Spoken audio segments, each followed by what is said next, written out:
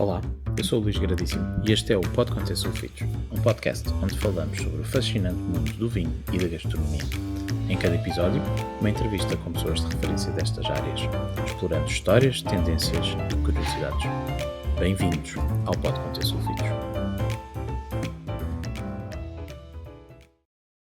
Olá, bem-vindos a mais um episódio do Pode Conter Sulfitos.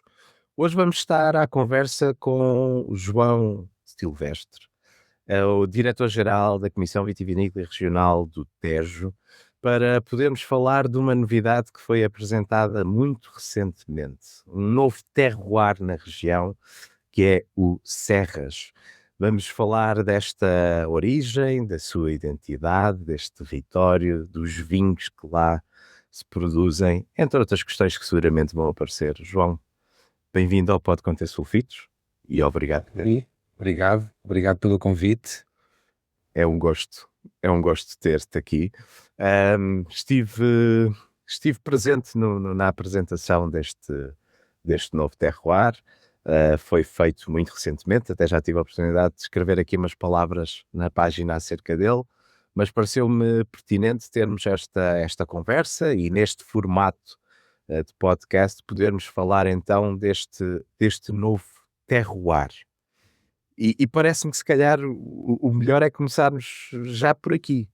O que é esta questão dos terroirs na região do Tejo e que novo terroir é este para seja apresentar?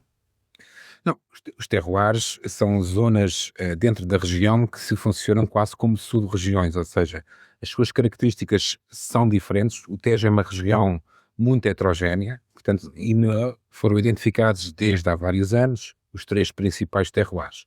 Porquê? Porque o solo é diferente e o clima é diferente nessas três principais terroirs. No caso, estamos a falar do campo, do bairro e da Charneca, terroirs já muito identificados desde quase da criação da região vitivinícola. Recentemente identificámos também este novo terroir, que é as Serras, que tem características muito especiais e diferentes de qualquer uma dos outros terroirs. Inicialmente este terroir fazia parte, estava inserido no terroir do bairro, mas não era uma zona específica devidamente identificada. E isso foi o que foi feito agora recentemente. Então, e onde é que ele está? Ok, já acabaste de mencionar, portanto, haviam três terroirs, ou três regiões, portanto, bairro, campo e Charneca, e dentro daquilo que era o bairro, houve uma zona em particular que acharam que as características eram ainda mais distintivas e conseguiram identificá-lo, nomeá-lo, não é? Ou elegê-lo, não sei qual será o termo, e elegeram aqui este terroir, de facto é distinto. Então, concretamente, estamos a falar de que área, ou de concelhos, ou de que freguesias, não sei, como é que é feita a delimitação, exatamente de onde é que... Exato, a delimitação foi feita não tendo em conta os limites administrativos, concelhos ou freguesia, portanto o terroir abrange vários concelhos e várias freguesias, mas sim as características do solo e do clima e principalmente da altitude que vai influenciar depois diretamente o clima desse terroir. Esse terroir fica a norte da região, é denominado Serras, porque abrange ali serras de Tomar e depois também ali uma parte na zona do Sardual. Portanto, abrange, em termos de concelhos, abrange Tomar, Ferreira do Zézer, um pouco de Vila Nova da Barquinha, Abrantes e Sardual. Não os concelhos todos, mas uma parte desses concelhos em zonas de mais altitude.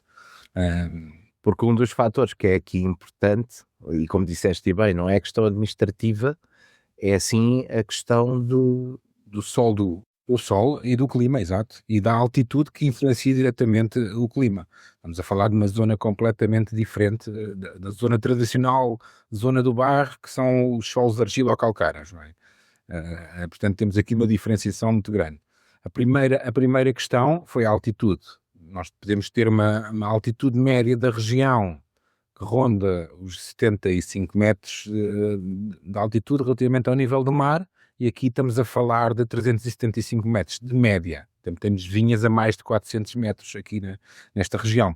Somos, por exemplo, para a região do campo, a altitude média são 9 metros. Portanto, logo aqui há uma diferença abismal em termos de altitude que influencia diretamente o clima da região. E isso foi um fator decisivo, foi a altitude. E depois também a característica dos solos.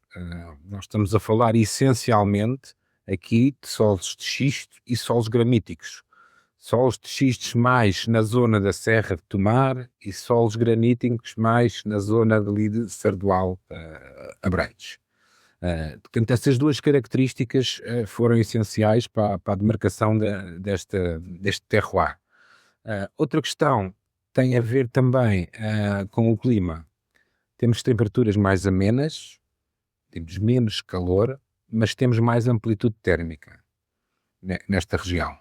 Por outro lado, temos mais pluviosidade, enquanto que a média da região se situa ali nos 750 milímetros anuais.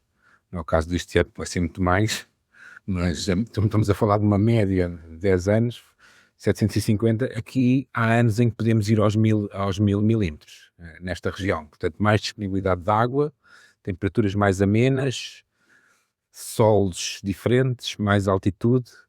E pronto, isso levou-nos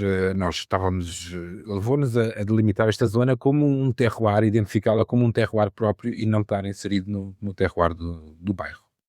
E o terroir é isso mesmo, é a conjugação É a conjugação destes fatores todos, das características, também da idade das vinhas, da maneira como elas são cultivadas. O fator humano também tem aqui uma componente importante na definição do terroir, a forma de cultivo das vinhas. clima, sol e casta, não é? São os três grandes eixos. O homem que também acaba por ter aqui influência. Portanto, estamos a falar da zona mais a norte Exatamente. da parte mais elevada, com maior altitude, tanto daí a serra. Estamos a falar de agricultura, de viticultura de montanha, não é? Já estamos em viticultura de montanha, estamos a falar de minifúndio. Estamos a falar de tanta altitude e de solos de xisto e granito. E porque xisto e granito nos outros terroirs haverá pouco, não é? Por exemplo, Muito pouco. no campo e na charneca não haverá com certeza. Não haverá, com certeza, no bairro pode haver. No bairro ainda pode haver. Pontualmente, com pouca expressão. Aqui é uma concentração muito grande deste tipo de solos, daí ter sido identificado. Então, até para que fique já resolvida a questão, podias fazer uma breve descrição, caracterização dos outros 3 terroirs que temos? Sim. Começando pela Charneca, portanto é o terroir mais a sul, a margem esquerda do Tejo, em que faz fronteira uma parte com o Alentejo, outra parte com a província de Setúbal. Temos solos arenosos, tipicamente solos arenosos, solos com muito pouca retenção de água, solos com pouca fertilidade e com pouca disponibilidade de água. Uma zona mais árida, é a região onde a colheita é mais cedo, portanto o ciclo da videira é mais curto nessa região. A videira sofre muito com stress hídrico, com aquela que não é regada.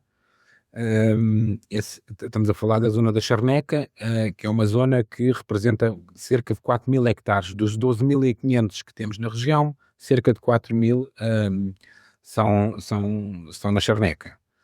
Depois temos a norte do Tejo, portanto na margem direita, a zona do bairro, que é uma zona essencialmente de argilocalcários. Estamos a falar aqui da zona de Santarém, Rio Maior, Cartacho, Zambuja, os principais municípios produtores de vinho nessa zona. Uma zona de argilocalcários, já com uma altitude maior do que a zona da Charneca. Solos com uma maior retenção de água, solos mais gordos, entre aspas, mais gordos, que induzem um maior vigor às videiras. Portanto, é uma zona característica de produção de vinhos tintos. Nessa zona, 80% da produção é vinho tinto. E é uma zona que já tem uma produção unitária por hectare maior do que a Charneca. Depois temos o campo. O que é o campo? O campo é o aluvião, é as margens do Tejo. É uma faixa ao longo do percurso do rio, de cerca de 1 km, 2 km, 3 km, conforme a zona, para um lado e para o outro do rio, que neste caso estamos a falar dos solos mais férteis de Portugal, de um dos solos mais férteis de Portugal. Portanto, além da viticultura, são praticadas aí imensas culturas, portanto, é quase o celeiro do país. Culturas hortícolas, cereais, outras culturas, e também vinha. É uma zona muito, muito rica, com solos com muita matéria orgânica, zona que, como este ano foi, muitas vezes é inundada pela cheia. Tivemos quase 1000 hectares debaixo d'água agora, na semana passada, mas agora as coisas já estão a normalizar. E é uma zona onde a videira tem um vigor enorme e tem de ser mais controlada para não ter uma produção excessiva. É uma zona essencialmente de vinhos brancos, de produção de vinhos brancos, onde a casta, aí onde é a casta Fernão Pires é a rainha, é a predominante, e os vinhos grandes, os vinhos brancos de grande consumo são produzidos aí nessa zona. E agora temos este que é o Serras, que falámos ali e vamos continuar a falar. Já que estavas a falar de castas, esta zona, este terroir de Serras, tem castas próprias, digamos assim.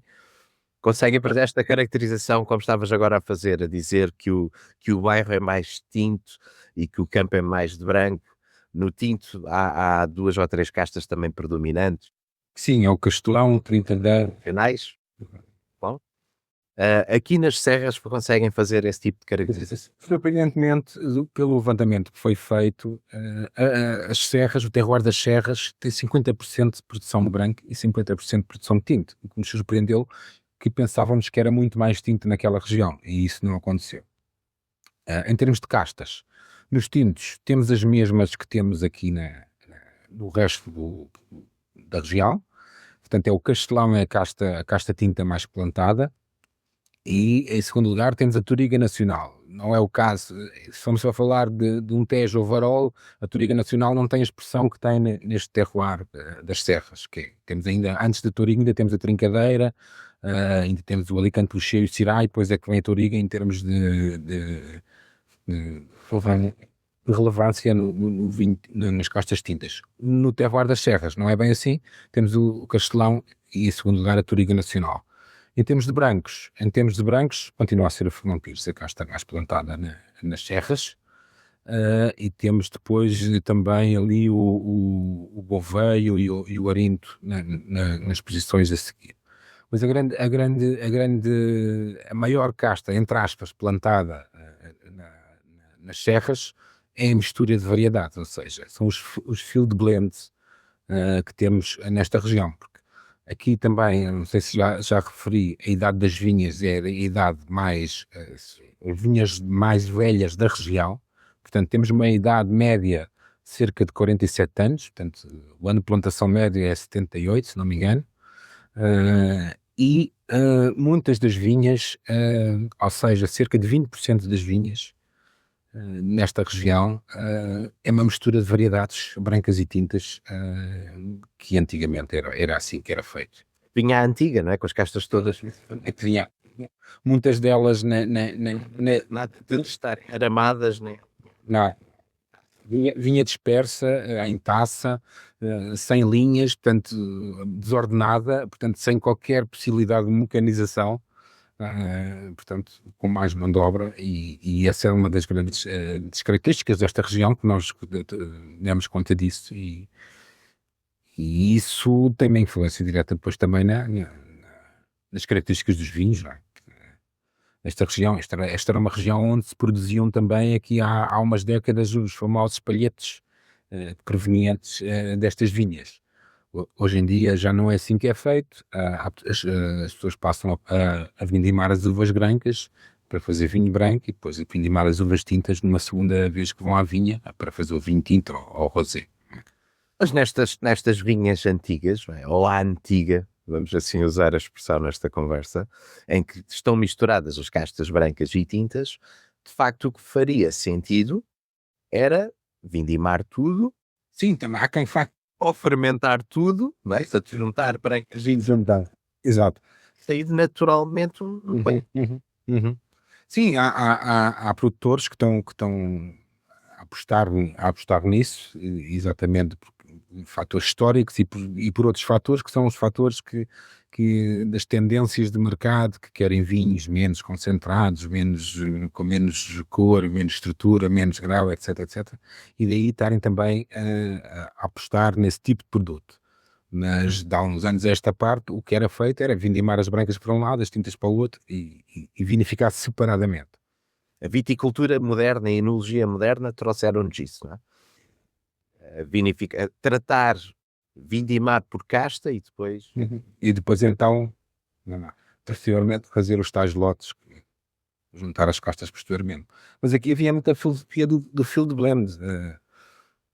E penso que isso vai crescer, vai crescer. É uma tendência que vai crescer.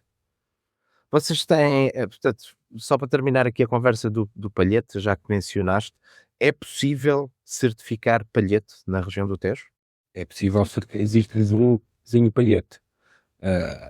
Não é, existe uma indicação geográfica que é o palhete do Orém, mas isso não podemos chamar palhete de Orém, como é óbvio, mas pode ser palhete. Sim, vinho IG Tejo palhete. IG Tejo. Ok. Sim, Portanto, está previsto que qualquer produtor queira fazer palhete, pode certificá-lo. certificável. Vamos então esperar que isso... Esperar. Agora deixa aqui o desafio, deixa aqui os desafios dos produtores para fazerem esse tipo de produto e certamente vão fazê-lo numas primeiras vindimas, vão testar, vão experimentar, isto tem que ter uma certa experimentação e depois então, quando chegarem ao produto afinado, então vão lançá-lo no mercado e certificá-lo. Assim se espera. Mencionaste também outro aspecto que me parece relevante e que também suscita sempre alguma dúvida nos consumidores, que é a questão das vinhas velhas. Nós não temos, falando da legislação a nível nacional, nós não temos esse nome devidamente Produto e regulamento. Era esse o tempo que ia dar. O Douro já fez esse trabalho, já regulamentou internamente o que é que para o Douro significa vinhas velhas. Exatamente. No Tejo, isso ainda não existe. Isso ainda não existe. Isto já foi pensado várias vezes. Está também a ser pensado a nível da Andovi. A Andovi é a associação das várias comissões vitivinícolas. Portanto, a Andovi, no fundo, representa os vinhos certificados de Portugal. Para haver também uma certa harmonização entre regiões, para não ser no Douro ser... Pois, não pode ser no Douro ser 40 anos e no Tejo ser 20 e em Lisboa ser 30, acho que não faz grande sentido. Faz sentido chegarmos aqui a um entendimento para que seja considerada vinhas velhas, mas vinhas com determinada característica e com uma determinada idade. Porque hoje em dia não é feito qualquer, estou a falar abertamente, não é feito qualquer controle sobre essa designação porque ela não está regulamentada, não há regulamentação, não há controle possível. Pronto, é isso. Mas esta região, enquanto a idade média das vinhas plantadas no Tejo, o ano médio de plantação é 87, estamos a falar aqui de 76. Uma grande diferença. Se bem aí, há de facto ali qualquer coisa. Porque é coisa diferente. Sim. Porque é que isto surgiu? Nós tínhamos essa consciência, nós já falávamos que no bairro havia ali uma zona perto de Tomar e tal, que tinha umas características diferentes quando fazíamos as nossas comunicações, mas começámos a trazer aqui não só importadores, mas jornalistas internacionais, Masters of Wine, e isto era uma constante, todos nos diziam, olhem que isto aqui não tem nada a ver com o resto do bairro. Isto é uma zona completamente diferente, os solos são diferentes, os vinhos são diferentes, portanto, eu acho que vocês deviam fazer aqui qualquer coisa para identificar ou isolar, entre aspas, esta região. E pronto, isso foi-nos ficando na cabeça. E já havia esse conceito, não é? Vocês já tinham, de facto, nomenclatura dos terroirs e já faziam esse trabalho de identificação. E quando digo Foi só um continuar. E muita gente diz, isto é o novo terroir. Sim, é novo identificado, mas ele se calhar está lá há mais tempo que os outros. Não é? Porque as vinhas são as que são mais velhas, portanto, produzem-se vinhos ali, se calhar há mais tempo do que nas outras regiões, terroirs da região. Mas pronto, foi isso que nos levou a aprofundar mais o tema. Por falar em aprofundar, também foi mencionado na altura que tinham realizado vários estudos neste sentido para conseguir, de facto, apurar e definir bem este terroir. Queres falar um pouco desse? Sim, isto foi uma ideia que surgiu, começámos a trabalhar nisto, foi na altura da pandemia, que tivemos todos mais tempo de pensar em projetos estratégicos e menos no dia a dia, porque havia menos do que fazer, não era? E entretanto, tivemos várias tentativas e acabámos por contratar uma empresa que é especializada neste tipo de estudos, e que foi para o terreno, foi recolher as cartas de solos a nível nacional, e pronto, fizemos esse trabalho e identificou exatamente as zonas onde havia uma predominância deste tipo de solos, granito e xisto, que não tinha nada a ver com os argilocalcanos. Isso foi o trabalho dessa empresa. Depois também recorremos a uma empresa mais especializada na área informática, onde fizemos um cruzamento de todos os dados. Fomos ao cadastro do IVV buscar a informação alfanumérica, e sobrepusemos as várias camadas e vimos as vinhas que estavam naqueles solos e naquela região, e depois os atributos das várias parcelas, as castas, o ano de plantação, o porta-enxerto, pronto, a orientação, o compasso, temos essa informação toda numa base de dados que pode ser consultada por qualquer pessoa. Fizemos uma base de dados com essa informação toda. Se eu quiser saber neste momento quais são as vinhas plantadas nas serras de Castelão com mais de 10 anos, eu ponho lá essa pergunta na base de dados e ela dá-me essa informação, o que nos tem sido muito útil também, para percebermos onde é que estão as coisas na região. Muito bom, muito bom. E está, esse estudo, só para termos noção, estamos a falar quanto tempo é que isso vos durou desde que começar a estudar, a apurar dados, até terem tido as conclusões todas necessárias para terem decidido, sim senhor? Talvez 2 anos. 2 anos. Por aí. E deu um trabalho exaustivo. Sim, foi um trabalho exaustivo. Foi um trabalho exaustivo porque, pronto, depois esta parte de integrar toda a informação numa só base de dados e depois de interpretar esses dados, foi um trabalho exaustivo, mas um trabalho muito desafiante, porque pronto, nós não quisemos fazer as coisas por impressão, como dizem as pessoas, não é? Quisemos fazer as coisas com alguma base científica e que realmente, porque é que aquilo é diferente? É diferente porque tem de ter outras características. E fomos saber porquê, foi isso. Eu tinha esta pergunta preparada para o fim, mas acho que é oportuna agora. Há outros terroirs, novos terroirs em estudo? Não, sabemos que dentro dos outros terroirs há zonas mais pequenas que o terroir que têm características específicas. Posso falar aqui de uma zona, por exemplo, a Charneca, aqui na zona das fazendas de Almeirim. Em Almeirim há as vinhas do Calhau Rolado. Não tem nada a ver com outras vinhas da Charneca que são solos diferentes. Mas são microzonas. Neste momento não está na calha a identificação desses terroirs, mas quem sabe no futuro o caminho seja por aí, como outras regiões famosas mundiais vão por aí, não é? Porque cada vez haver mais especialização na identificação destes terroirs. Deste terroir. E essa é uma questão que eu gostava de colocar.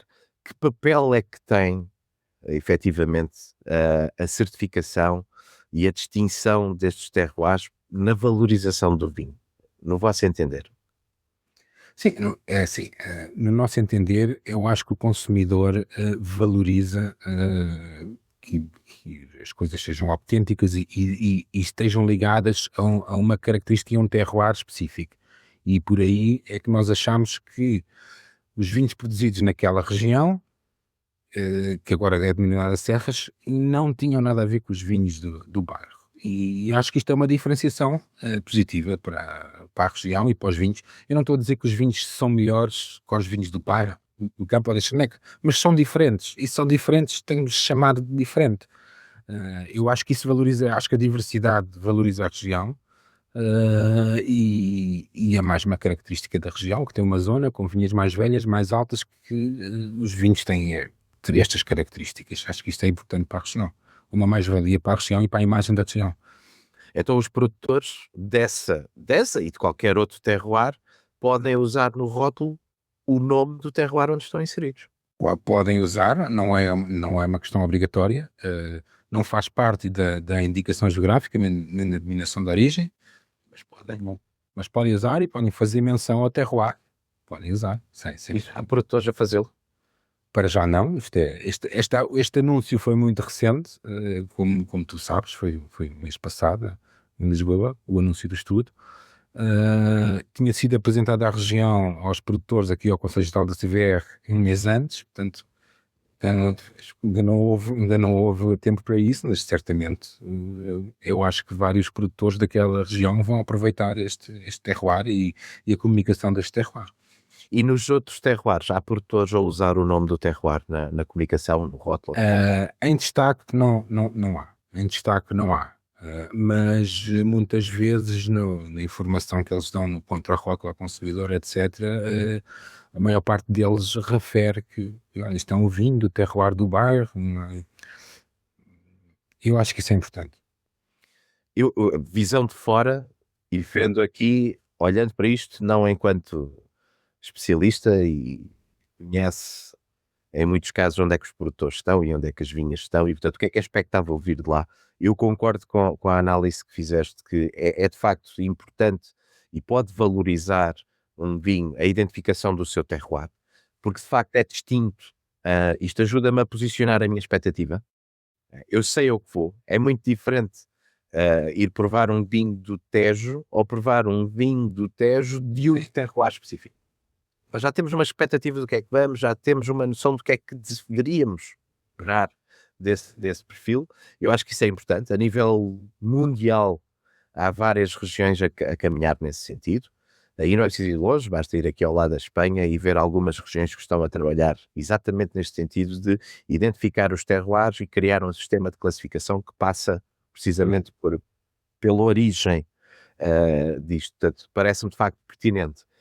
Mas uma coisa é ter essas identificações feitas, outra coisa é depois os operadores, os produtores. Sim, pegarem nisso e usarem, né, para comunicar com o consumidor, exatamente. Acho que é um desafio que eles têm, nós os lançamos e espero que eles apanhem este desafio e eu comecem a comunicar. Comecem a usar. Falavas, e muito bem, também me parece, subscrevo integralmente, não é uma questão de ser melhor ou pior, é uma questão de ter um perfil diferenciado dos demais. Mas ainda não falámos desse perfil. O que é que se espera? Qual é o perfil típico? Qual é a caracterização genérica que poderíamos fazer dos vinhos deste terroir de Serras?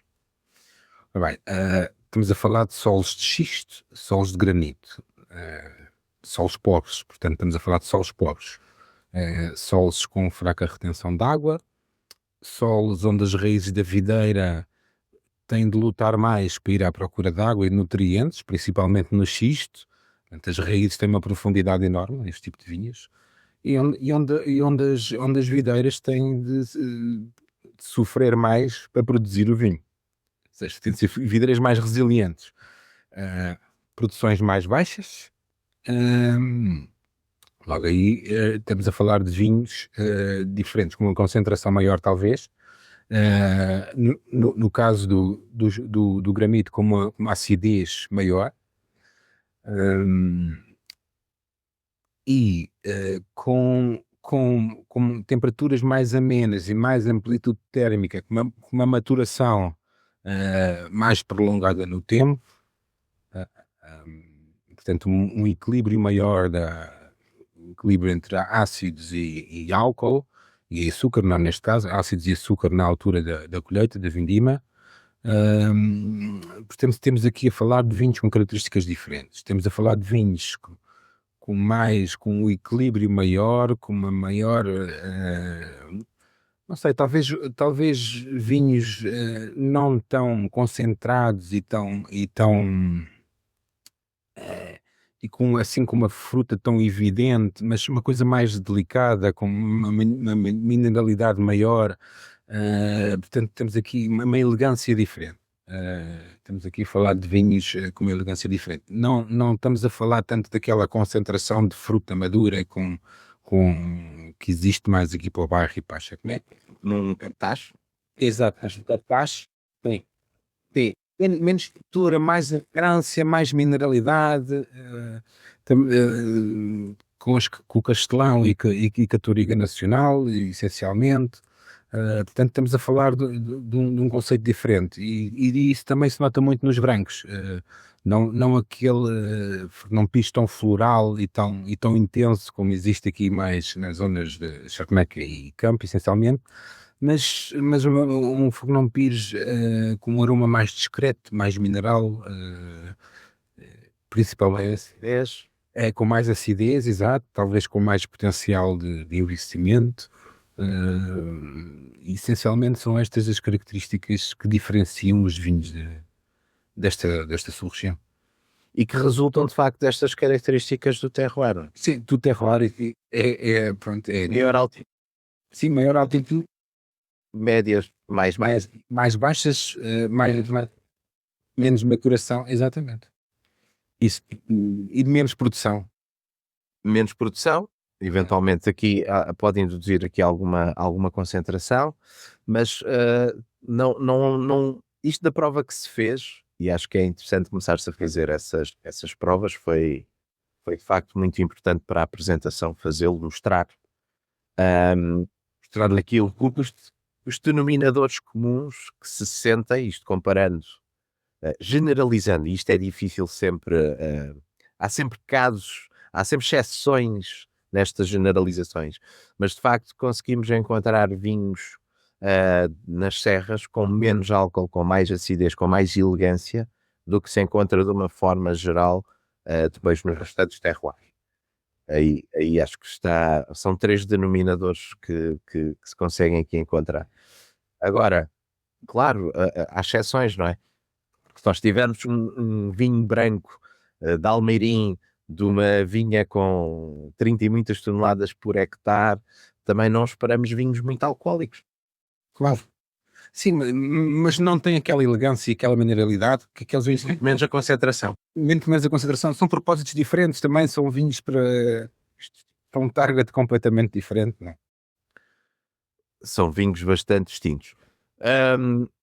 Já que estamos a fazer este trabalho aqui de tentar identificar o perfil, será que conseguíamos aqui também resumir o perfil genérico dos vinhos que se produz nos outros 3 terroirs, já que fizemos a caracterização? De forma mais genérica, porque dentro dos terroirs existe também alguma diversidade e há produtores mais vocacionados para vinhos de grande consumo, produtores mais vocacionados para vinhos de um patamar mais elevado, mas de uma forma genérica podemos dizer que o campo nitidamente brancos frutados, fáceis, não com muito álcool, como tu disseste, mas brancos para consumo diário, mais rápidos, que não deixam grande memória em termos de prova, são brancos mais descomplicados, podemos dizer assim. Fáceis de consumir para um consumo mais... Sim, mais regular, exatamente. Temos exemplos, uma dos nossos produtores tem uma marca que é a marca de vinho branco mais consumida no mercado português, portanto é feito à base de Fernão Pires, um vinho descomplicado, mas que tem um sucesso enorme no mercado nacional. Exatamente. Tem a sua ocasião de consumo e tem o seu target, mas é um sucesso a nível comercial em Portugal. Isso no campo. Se formos para a Charneca tradicionalmente, décadas atrás, era uma região produtora de vinhos brancos, onde a Garsta Vinícolas, mais uma vez, tinha uma grande predominância. Eram aqueles vinhos brancos feitos com curtimenta, feitos, entre aspas, à moda antiga, num lagar, com maceração, etc, etc. Isso, ao longo dos anos, foi evoluindo e foram plantados atualmente. Eu penso que a Charneca já tem mais vinhas tintas do que vinhas brancas. Estamos a falar de... Tenho noção que é mais ou menos equilibrado. Sim, talvez. Não é tão gritante como por exemplo, no bairro. Não é tão gritante como no bairro, não. Nitidamente não, porque tradicionalmente era mais branco do que tinto. Aqui tem-se estado a converter para o tinto, mas continua a haver ainda bastante branco. Aqui temos vinhos diferentes do campo. Nos brancos temos mais concentração, temos mais maturação, temos teores de açúcar e teores alcoólicos mais elevados. Aqui os produtores já trabalham muito com fermentação em barrica, com madeira, são vinhos completamente diferentes dos vinhos que vêm do campo. E quanto aos tintos, quando falamos de tintos, o campo é insignificante. Há poucos produtores a produzir vinhos tintos no campo. É preciso uma viticultura de muita boa precisão para produzir bons vinhos tintos no campo. Existem, estou-me a lembrar de 1 ou 2 produtores que o faz, mas não é fácil. É possível, mas não é fácil e não é o mais comum de acontecer no campo. Nos tintos da Charneca, temos tintos também já com alguma concentração, tintos de guarda.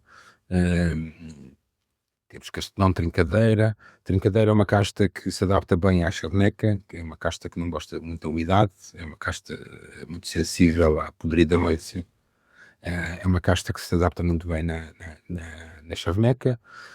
Temos também uma área considerável de Syrah e Alicante Cochera, Charneca. Foram castas que se adaptaram muito bem a par do Castelão e da Trincadeira. Portanto, temos tintos aqui já com uma capacidade de guarda maior, de envelhecimento maior do que em outras regiões.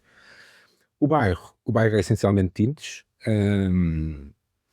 A produtividade do bairro está entre o campo e a Charneca, enquanto no campo podemos ter ali as 20 toneladas por hectare, que lá está pouco. Na Charneca, para chegar às 10 já é preciso estar a coisa a correr muito bem, e no bairro temos ali entre as 10, 12, em média, já é uma produção normal. Portanto, o bairro, tintos concentrados, com uma acidez maior do que da Charneca. O bairro, estamos mais perto do mar, há ali uma certa influência atlântica já, em algumas zonas do bairro, principalmente as mais ali na Zambuja e Rio Maior, já mais próximo do Monte. Temos ali o tampão do Monte junto, mas mesmo assim alguma influência ainda passa para o lado de cá.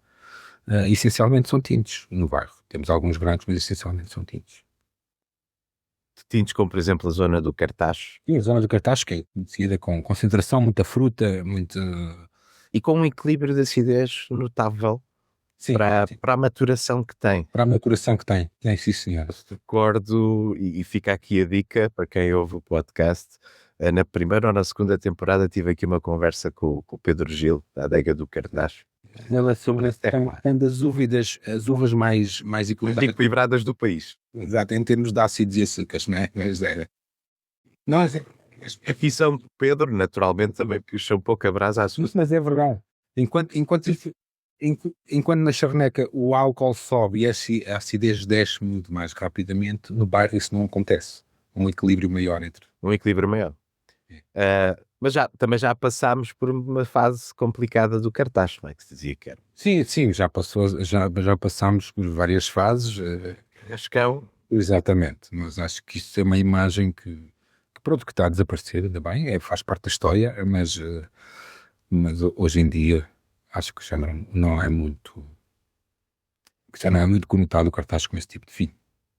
E era por aí que eu gostava de ir agora nesta fase da conversa. Como é que vocês sentem que o Tejo está a ser percebido no consumidor. Tem vindo a mudar.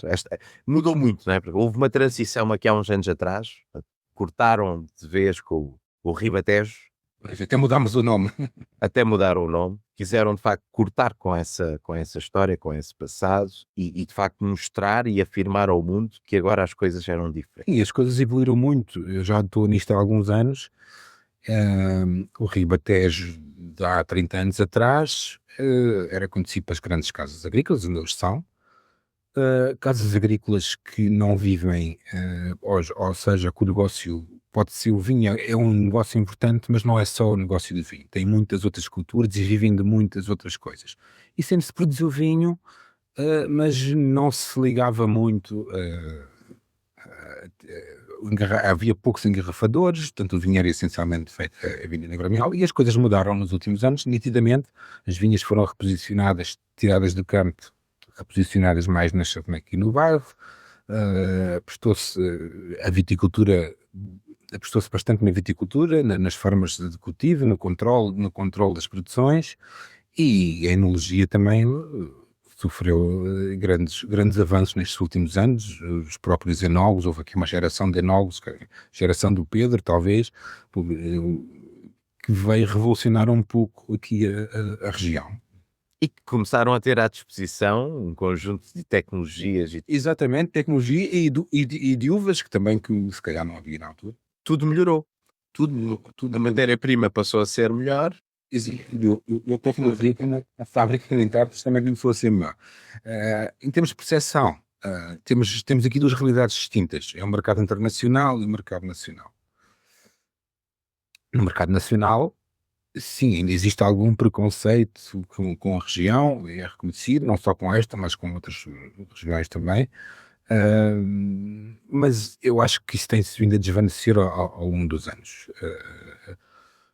Porque ainda não estamos a crescer, crescemos muito no mercado nacional, atualmente não estamos a crescer tanto como já crescemos, mas também devido à conjuntura que nós estamos a assistir a nível mundial e nacional, temos regiões com excessos gritantes de vinho, não vou dizer que não de regiões, mas toda a gente sabe quais são, e que para escolha de vinho baixaram drasticamente os preços.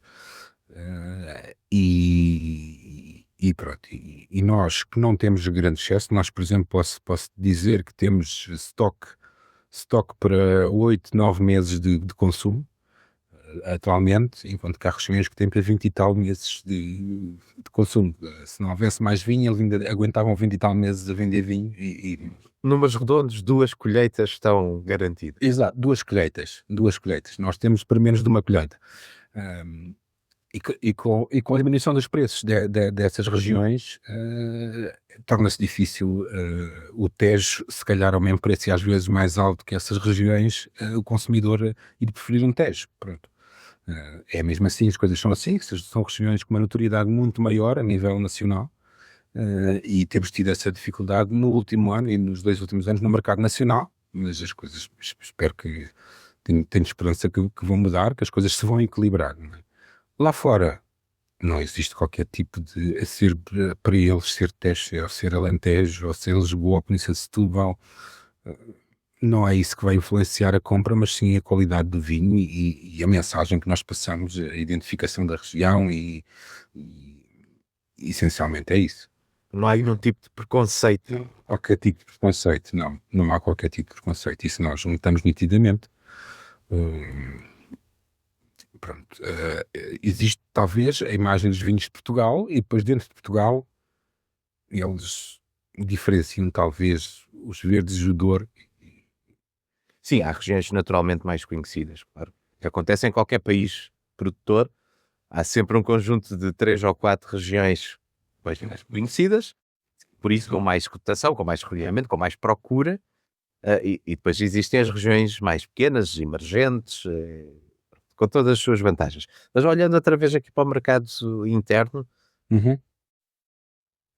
explorando um pouco essa questão, consideras que a notoriedade continua a ser o maior desafio, a notoriedade ou a falta dela, continua a ser o maior desafio do Tejo para se promover internamente?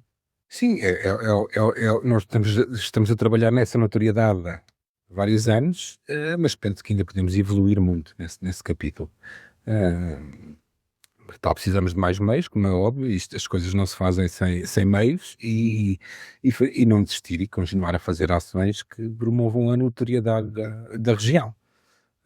É que o Tejo, apesar de tudo, é uma região relativamente pequena em termos de dimensão e portanto, isto por causa dos orçamentos para comunicar e os investimentos que têm que ser feitos, eles são proporcionais Sim, à dimensão. e à dimensão de cada... A receita de uma região ou de uma CVE é o selo que cada produtor paga em cada garrafa de vinho que vende. Portanto, quanto mais penetração no mercado, mais garrafas de vinho vender, maior o orçamento dessa comissão vitivinícola. Nós tivemos um salto muito grande, nós triplicámos a certificação aí em 10 anos, foi incrível, e agora não se consegue estar com estes crescimentos eternamente. Agora os crescimentos têm sido mais lentos, mas ainda temos muito para progredir. Atualmente certificamos 50% do vinho produzido na região. Portanto, ainda há margem. Dá margem por aí. O que é que podemos esperar do que se possa saber já publicamente? O que é que podemos esperar do Tejo nos próximos anos em termos de promoção, em termos de novidades? Isto porque o Tejo de facto tem-se mostrado uma região dinâmica, aqui com alguma dinâmica, tem conseguido apresentar algumas, eu vou dizer novidades, e já referiste isto há pouco, quer dizer, o Serras não é uma novidade, o Terroir já lá estava, mas já há este trabalho, há esta novidade, tem havido várias iniciativas que têm tido como consequência falar-se do Tejo. Recordo, e temos também aqui uma conversa muito recente, precisamente também com o CVR Tejo, por causa dos vinhos com menos álcool, da certificação que vocês fizeram. Tem apresentado sempre alguma dinâmica, e eu revejo também no Tejo, historicamente falando, uma região que também desde muito cedo apostou em castas internacionais, em lotes também com nacionais e internacionais, e ainda hoje fazem alguns desses casos. Portanto, é uma região que tem tido sempre uma boa dinâmica. O que é que se vai entender? O que é que nós somos muito adeptos? Nós não somos muito adeptos das restrições, ou seja, as regiões mais regulamentadas e mais restritas atualmente se calhar são as que estão com mais problemas. Portanto, temos de deixar o mercado funcionar, os produtores terem a sua liberdade para produzirem aquilo que eles acham que devem produzir. E depois nós cá estaremos para certificar e para... Tem de haver regras, mas não tem de ser as regras muito restritivas em termos de castas, em termos de... Pronto, tem de ser sempre a nossa postura, deixar as coisas funcionar e não restringir muito, que eu acho que isso é um pouco estar a limitar a atividade e a criatividade dos produtores. Mas por outro lado, agora fazendo advogado do diabo, não leva a uma diversidade de tal ordem que o próprio consumidor fique perdido? Mas, não, nós tivemos, claro que nós sofremos esse risco, temos esse risco, quando começámos a introduzir as castas internacionais. Isto foi uma estratégia de exportação, porque que há 20 anos, como disse, aconteceu há 25, nós íamos lá para fora com Castelão, com Fernando Pires, as pessoas, o que é isto? E se fôssemos com Cabernet Sauvignon e Castelão, havia ali uma âncora para caçar as pessoas e depois então falar sobre Castelão. Hoje em dia as coisas mudaram e felizmente há um interesse cada vez mais, que ainda hoje exatamente. Entre outros do género. As coisas felizmente mudaram, há interesse cada vez mais pelas castas autóctones e porque é autêntico das regiões. E nós fomos saber o que é que havia cá. O que é cá é 30% da vinha produzida que existe no Tejo é Fernão Pires. Em termos de brancas isso já representa para aí 70-80% do equipamento, e no tinto é o Castelão. E é isso que em conjunto com os produtores temos estado a comunicar nos últimos anos. E essa aposta é para manter? É para manter, sim, é para manter. E sentem que há algum revivalismo por parte dos produtores, isto é, sentem que há produtores a querer voltar atrás e voltar a recuperar as tais ditas castas tradicionais em detrimento das internacionais que se plantaram amplamente do fim dos anos 80 para cá? Quer dizer, as outras sempre existiram, estavam no lote. Os vinhos sempre tiveram Castelão e Fernão Pires, porque as vinhas a vinha não é uma coisa que se muda do ano para o outro. Muda diariamente. Não é como quem muda de quem. uma vinha dura 20, 30 anos, 40, 50. Pronto. Mas isto, basta um exemplo que eu dou é que a primeira prova que nós fizemos de Castelão foi assim, onde reunimos vários vinhos engarrafados, monocasta Castelão. Nós não tínhamos vinho monocasta Castelão na região, tínhamos 7 ou 8 vinhos engarrafados. Hoje em dia temos 40 ou 50, portanto houve aqui uma resposta muito grande da parte dos produtores em enverdar por este caminho, e que o Fernão Pires aconteceu o mesmo e de forma muito, muito mais exponencial. Nós já temos dezenas e dezenas de referências com Fernão Pires, e não tínhamos muito pouco. Portanto, isso foi uma aposta que a região fez e que os produtores aderiram de uma forma muito, muito positiva. Há mais castas que estejam a ser recuperadas e trabalhadas nesse sentido, para além do Fernão Pires e do Castelão? Não, para já não, porque estas eram de longe as mais representativas da região. A casta, se calhar, número 2 do branco e número 2 do tinto está a muita distância em termos de representatividade da região. De facto, do ponto de vista estatístico estão, não é? Exato, a saber é se do ponto de vista de mercado faz sentido ou não tentar eleger mais um embaixador da região, que de facto acho que serve para isso. Estamos então, João, a chegar ao fim. Não sei se Rápido. passa muito rápido. Sei se tens alguma questão que eventualmente não tenha sido referida e que aches pertinente mencionar. Eu gosto sempre de terminar, e é isso que te vou pedir a ti e dar-te esse espaço para poderes dar aqui umas palavras finais, partilhar algo com quem nos está a ver e ouvir. Uhum. Não, eu acho que o setor do vinho tem um grande desafio para frente, que é que as camadas mais jovens entrem no setor e comecem a consumir vinho, o que não está a acontecer, principalmente aqui na Europa. Portanto, nitidamente vai haver uma diminuição do consumo, e é um grande desafio para os produtores e para as regiões e para todo o setor. Está a haver uma tendência muito grande de consumir mais branco, menos tinto, mais efervescentes, menos frisantes e menos tranquilos, menos álcool, e portanto eu acho que há muito aquela tendência de que aquelas pessoas são os velhos do Restelo, que vinhos com menos álcool não é vinho, e que vinhos se calhar há muitas já bebidas à base de vinho com aromas, isso não é, ok, não é vinho, mas é a forma de entrar nessas camadas e de, se calhar a pessoa depois evolui e vai parar ao vinho tradicional. E acho que tem havido uma certa resistência aqui dos produtores e das regiões em abertamente Explorar outros caminhos. Eu acho que esses caminhos têm de ser explorados. Eu se calhar, falando pessoalmente, eu não gosto de um vinho sem álcool, mas se há quem goste e se há quem não pode beber vinho, ou mesmo não queira, não pode, não quer beber álcool, porque não beber um vinho com menos álcool? Não vejo problema nenhum nisso. Acho que é o que não vai desaparecer, claro, o vinho tradicional, que não vai desaparecer e será sempre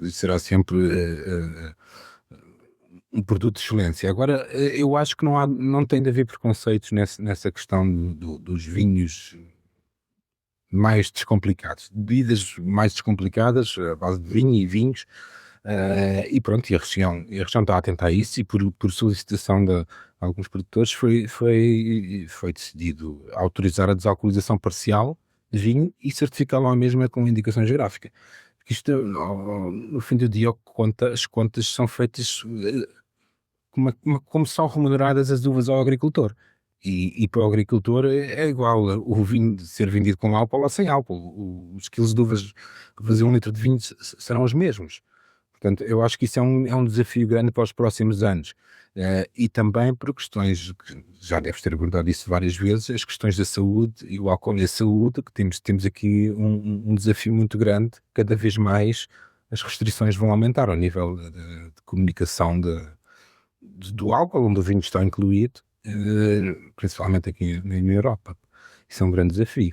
Outro desafio é um tema que estamos a desenvolver aqui também já desde há uns anos esta parte, que é o enoturismo. Eu acho que o enoturismo tem um potencial enorme de crescimento, principalmente aqui também na nossa região. Estamos a menos de 1 hora de Lisboa e do aeroporto, seja ele construído onde ele for, mas Uma capital, sim, mas estão tão próximos de uma capital europeia, exato, de uma que é muito visitada. exatamente. E portanto temos a desenvolver muito essa área. A Rota dos Vinhos do Tejo está mais ativa do que nunca, e vamos desenvolver. E o enoturismo vai ser uma ferramenta essencial para a promoção da região e dos vinhos e dos produtores.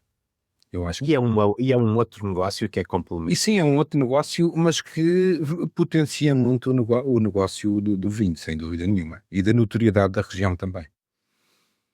Assim, sem dúvida que sim, é importante, tudo conta, e tudo o que possa ajudar a promover, a trazer nossos novos consumidores e renovar mesmo alguns que existem, seguramente é sempre importante. São vários os desafios que o setor passa neste momento. Temos que fazer um exercício de perceber como é que nos podemos renovar e apresentar estes novos mercados. Tudo está sempre em mudança, sempre esteve, sempre estará. Exatamente. Sobrevive não o mais forte, mas o que melhor se adapta. Sempre. Exatamente. Portanto, vamos ver como é que corre. João, mais uma vez, muito obrigado pela. Obrigado, Luís. Prazer. Foi muito agradável esta conversa. É sempre muito bom falar contigo e convosco. É de facto uma CBR que tem mostrado trabalho, tem mostrado dinâmica, tem mostrado vontade de fazer, tem sabido também comunicar. É de facto uma região, e sublinho ou reforço o apelo feito. Visitem a região, está aqui, para quem está em Lisboa, visite Lisboa, está muito próximo, tem muitos produtores para visitar, tem muitos vinhos para provar. São 4 terroirs, mas a diversidade é enorme. Tivemos em consideração o número de castas, o estilo de cada casa, diferentes colheitas por aí fora. De facto, há muito para se poder provar na região do Tejo. Fica o desafio feito a todos. João, obrigado. Obrigado, Miriam. Meu obrigado. Até ao próximo episódio. Obrigado.